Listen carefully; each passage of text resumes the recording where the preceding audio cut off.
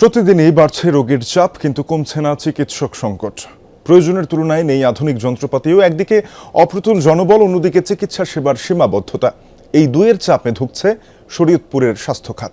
এরই মধ্যে চিকিৎসকদের উপর হামলার ঘটনায় আতঙ্ক ছড়িয়ে পড়েছে পুরো জেলার স্বাস্থ্য খাতে। প্রশ্ন উঠেছে, নিরাপত্তাহীনতার সংকটের এই বৃত্তে প্রকৃত স্বাস্থ্য সেবা মিলবে কতটুকু? ফোটানোর ঝামেলা ছাড়াই নিরাপদ পানির জন্য ঘরে আনুন পিওরিট। কল করুন 16627।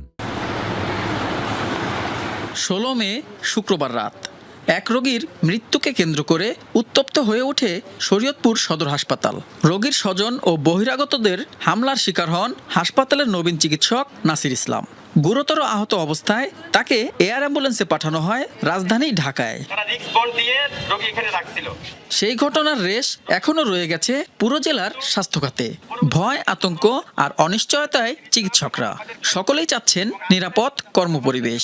কেউ আবার ভাবছেন বদলির কথা। ডাক্তার কম থাকাতে রোগীর চাপটা বেশি থাকাতে হলে এইসব ঘটনাটা হয়, কিন্তু এই ঘটনাটা এটা উচিত না। এরকম হতে চাইলে এবার এই স্বাস্থ্যসেবা শূন্য হয়ে পড়বে। আমাদের এই হাসপাতালের নিরাপত্তার অভাব বরাবরই, এবং এই নিরাপত্তাহীনতায় আমরা চরমে পৌঁছায় গিয়েছে। আমরা যখন রাতে ডিউটি করি তখন রাতে নিরাপত্তা কর্মী নাই বললেই চলে। শরীয়তপুর সদর হাসপাতালে অনুমোদিত চিকিৎসকের পদ রয়েছে 72টি, অথচ কর্মরত মাত্র 28 জন, অর্থাৎ অর্ধেকেরও কম জনবল দিয়ে প্রতিদিন সামলাতে হচ্ছে শত শত রোগী। শুধু চিকিৎসক সংকটই নয়, রয়েছে প্রয়োজনীয় সরঞ্জামের অভাব, শয্যাও সীমিত। ভোগান্তি আরও বেড়েছে 5 বছরেও নতুন হাসপাতাল ভবন চালু না হওয়ায়। ফলে বাড়তি চাপ সামলাতে হিমশিম খাচ্ছেন চিকিৎসকরা। আর কাঙ্ক্ষিত সেবা না পেয়ে রোগী ও স্বজনদের ক্ষোভ কখনো রূপ নিচ্ছে বাকবিতণ্ডায়, কখনো হামলায়। এক জায়গায় টানলে কিন্তু আরেক জায়গায় গ্যাপ হয়ে যায়, এবং এই গ্যাপটার কারণেই মাঝে মাঝে সমস্যাগুলো দেখা দেয়। তবে তারপরেও আমাদের মানুষের সহনশীল হওয়া উচিত। এখানে সরকারের দায়িত্ব, সরকার এখানে সিসিইউ লাগলে দিবে, আইসিইউ লাগলে দিবে, অন্যান্য ইনস্ট্রুমেন্ট ইকুইপমেন্ট যা লাগে সরকার দিবে। সরকার কেন দিচ্ছে না? জেলার স্বাস্থ্য খাতের এমন নাজুক অবস্থার জন্য পরিকল্পনার ঘাট থেকে দুষছেন সচেতন নাগরিকরা। সমস্যা সমাধানে স্বাস্থ্য অধিদপ্তরের হস্তক্ষেপ কামনা করলেন সিভিল সার্জন।